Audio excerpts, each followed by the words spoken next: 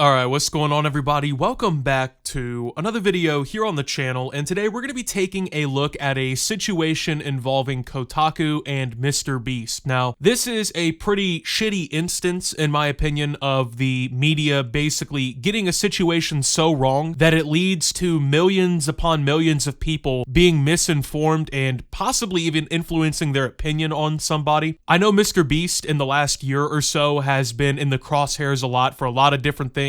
Lots of criticism been thrown his way over him, his YouTube content, his affiliations with people like Ava Chris Tyson, all these different situations and whatnot, and I think it's fair to criticize him for those things, and it's fair to bring up things like that, but this has really nothing to do with any of those situations. This is just an instance of a massive media company just absolutely publishing a complete falsehood about somebody that in turn led to all these people on like social media and whatnot coming out, making insane comments, shitting on the guy. I really think it is very possible that the original Kotaku headline, article, everything combined, might have been seen by tens, if not hundreds of millions of accounts on Twitter. It was pretty insane. I mean, not only did Kotaku publish this article, which literally had a made-up quote in it, that was left up for over a week, by the way, before being edited, they didn't even go back and correct the mistake until MrBeast himself came out publicly and shit on them for actually doing this. So, on February 20th, Kotaku published an article that was initially called "MrBeast, Life is so much easier when you're broke." Now, this is a quote that was literally never said by MrBeast. So, this all started with a podcast appearance on, I believe it's called Diary of a CEO, and it's this podcast where they bring in like business people or folks who've like created their own business or their own platform or whatever. They kind of interview them about their life. What do they do? What do they think about their work? Things like that, right? Pretty typical. Well, MrBeast appeared on this podcast and he was speaking pretty candidly about things. He talked about like his personal issues, like, you know, him having Crohn's disease, things like that. Well, about 45 minutes into this episode, he said something that was literally spun completely out of context and was made into this like massive situation. I'm gonna go ahead and play the clip of what he actually said first, so you can go ahead and just have that in mind and ready to go. This is literally, by the way, more work than what the Kotaku journalists who wrote the article about this put into their own work, so go ahead and take a look. So much easier when you're, bro, if you don't travel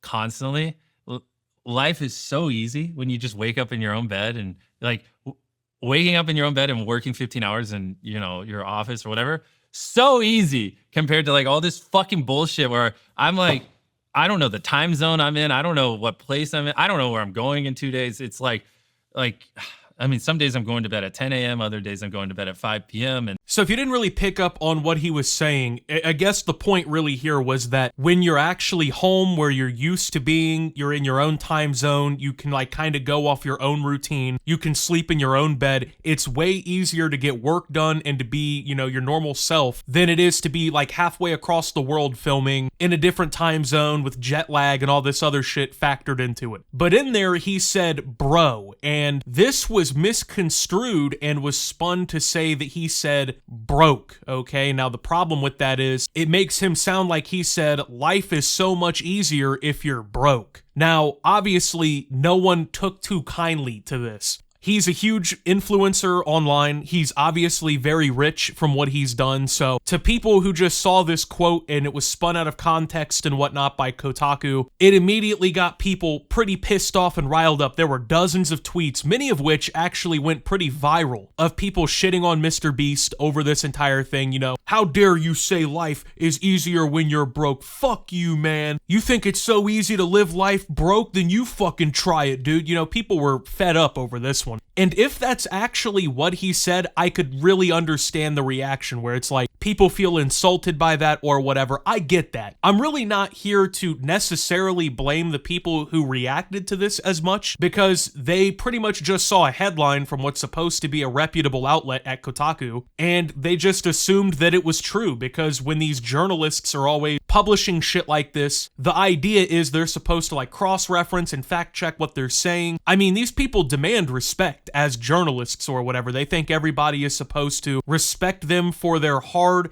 integral work to our society, right? But it turns out it's not very hard work at all, because the person who wrote this whole article and left it up for an entire fucking week plus before editing it after getting called out by everybody, including MrBeast for this, they weren't even like fucking important enough to actually watch the video. In fact, I looked at the edit from the article at Kotaku, which came so far after the article came out that I assume most people didn't even fucking see it or cared at that point, right? And so here's what the edit actually says on the article here after they went back and corrected everything, quote unquote corrected it. A prior version of this article incorrectly quoted MrBeast as saying easier when you're broke when speaking about the challenges of his current lifestyle. The misquote came from a transcript provided by PR for the Diary of a CEO podcast ahead of the episode's airing. MrBeast has since clarified his statement in a post on X/Twitter, and we've updated the quote in the article's headline accordingly. So it took them multiple days to correct a story that they had already published, that had already went viral online. Like I said, you know, MrBeast actually had to respond to this and essentially forced Kotaku at that point to actually correct it. I'm pretty sure if MrBeast didn't come out and respond to this, Kotaku would have left this shit just the way that it was, knowing damn good and well that the quote that they said he made, and by the way, made the headline of the article, literally wasn't fucking real. A news site lied and said, I said, life is so much easier when you're broke, which I didn't say. Now I'm waking up to millions of people believing the lie and hating me. Being famous is so much fun. And as you can see, he provided one of these tweets that blew up that says, fuck you, N-word. It has 627,000 likes on it. 12 million views across Twitter, by the way. And this is literally just one retweet of the original tweet by Kotaku. So like I said, I'm pretty sure at this point, this lie that was made up here was seen by tens, if not hundreds of millions of people online. Now, the obvious problem is, even if you clicked the article and read it, they went off the assumption that this is what he said. But most people don't click and read the article. They see the headline and that's what they gauge their reaction on. I guess you can kind of blame people for that to a certain degree. But like I said, the article itself had to be corrected because the whole thing was built on this misconception that that's what MrBeast here said. So it wouldn't have really mattered even if you clicked the article. That's what they were fucking presenting to people. Now, I gotta admit, I would be pretty fucking mad if a news company, quote unquote, with hard-hitting, quote unquote, journalism, people who supposedly go to college to do this job, right? You have to have a degree to do this fucking job. It's supposed to be, you have to respect journalists. They do integral work. They're working hard every day bringing you the facts. Well, are they really? Are the journalists at Kotaku bringing me hard-hitting facts? Because usually they're writing rage bait articles that half of people who read them fucking despise. The company has been circling the drain for the better part of a decade now because they have a reputation for being garbage journalism to begin with, right? And even when you're supposed to like actually hear what they say, they're too fucking lazy to cross-reference something to the video itself. Now, once again, if you look back at that correction that Kotaku made, they basically pinned the blame for this whole thing on a transcript provided by the podcast that MrBeast appeared on. Now, I don't know if this is true or not. I mean, Kotaku literally fucking lies in their articles. But even if it is true, it doesn't excuse the fuck up by Kotaku. Because what they're basically saying is they wrote this article, they didn't even watch the actual video that they're like making the article about. They just read a transcript provided by a PR employee who wasn't on the film set for the video, more than likely, wasn't involved in the creation of the video. They essentially quoted a third-party source within the company instead of watching the publicly available video. I mean, I'm a fucking freelance like YouTuber or whatever, right? And I put more effort into actually seeking out the clip of what he said and providing it to you in this video than the college-educated quote-unquote journalists over at Kotaku. They were literally too fucking lazy to watch the video that they were writing an entire article about. Because why would you do that? You know, why would you actually understand your source material, actually know what you're talking about before you say it? That would be pretty fucking stupid, you know what I mean? So unfortunately, this went viral, and it went viral many days, right? Like people were talking about it for several days, and it wasn't corrected until the whole post by MrBeast or whatever, which I assume his tweet probably did more to like clarify the situation than any quote unquote correction that Kotaku could have made. But even then, the damage is already done. Like 95% probably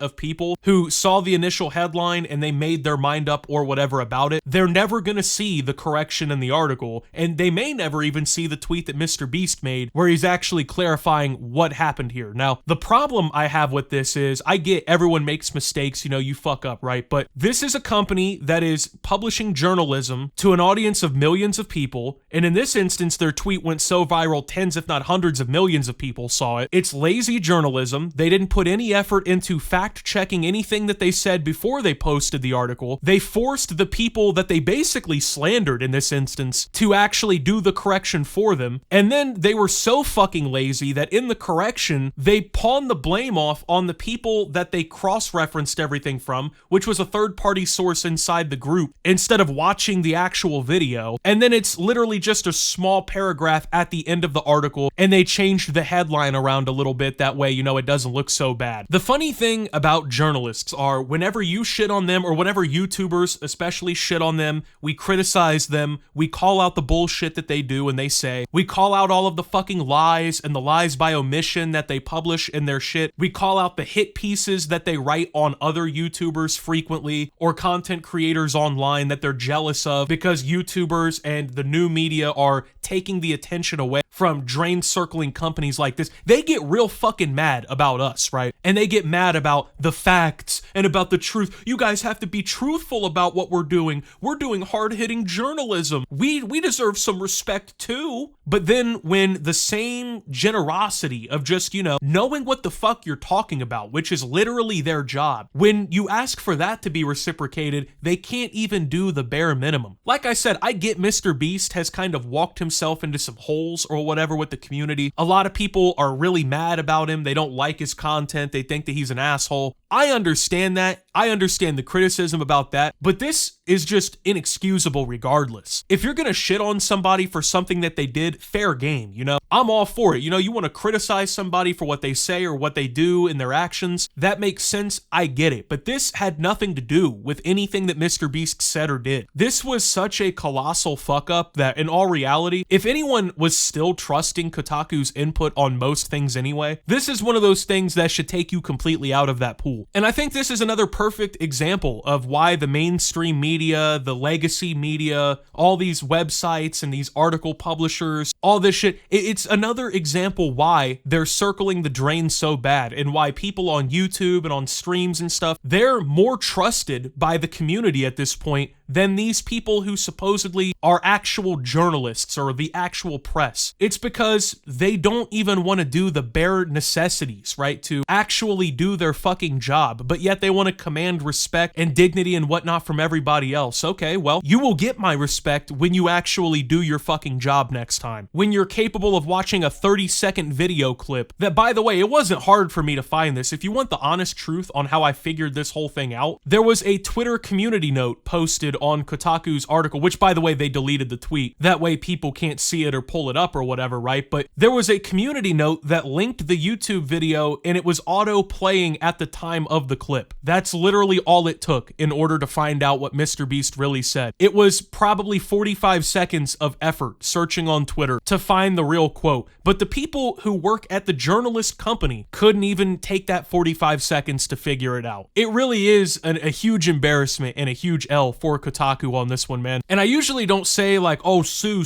you know, get legal teams involved or whatever, right? But if I'm MrBeast in this instance, like I said, this shit was viewed by so many fucking people. And it's something that could actually genuinely damage his reputation. And it's not something that he said or did that could have damaged his reputation. It was a made up quote out of thin air. If I were him, honestly, man, I wouldn't even be mad if the legal team had to be involved. Like, as of now, like if we saw an article that said MrBeast is suing Kotaku for making up a complete fucking lie about him and publishing it for tens of millions of people to see, I really don't think that I could fault him or blame him, because I'm almost certain that if somebody came out and slandered Kotaku as a company and shit on them unfairly, was making up lies about what they say and do, they would probably feel free to have their legal team, you know, show out a little bit, right? I really feel like that would probably be the case. If they felt like they had a legal case, they would be more than happy to press that button on somebody. And they want to be taken taken seriously, they want to be held to the extreme standard of being considered journalists, cool. Well, when journalists make up literal slanderous lies about people, I'm really not too mad when they get hit with the fucking lawsuit, right? So anyway, with that being said, man, thank you guys for watching. If you did enjoy, make sure to leave a like, subscribe if you're brand new around here on the channel. Follow me over on Twitter and Twitch at @SubToOptimus. Make sure to check out Shoptimus down below. Thank you to my Watch Optimus subscribers. Your support helps the channel tremendously. And until my next video, guys, this is Optimus, well, talking about this lie Kotaku made up about MrBeast and signing out.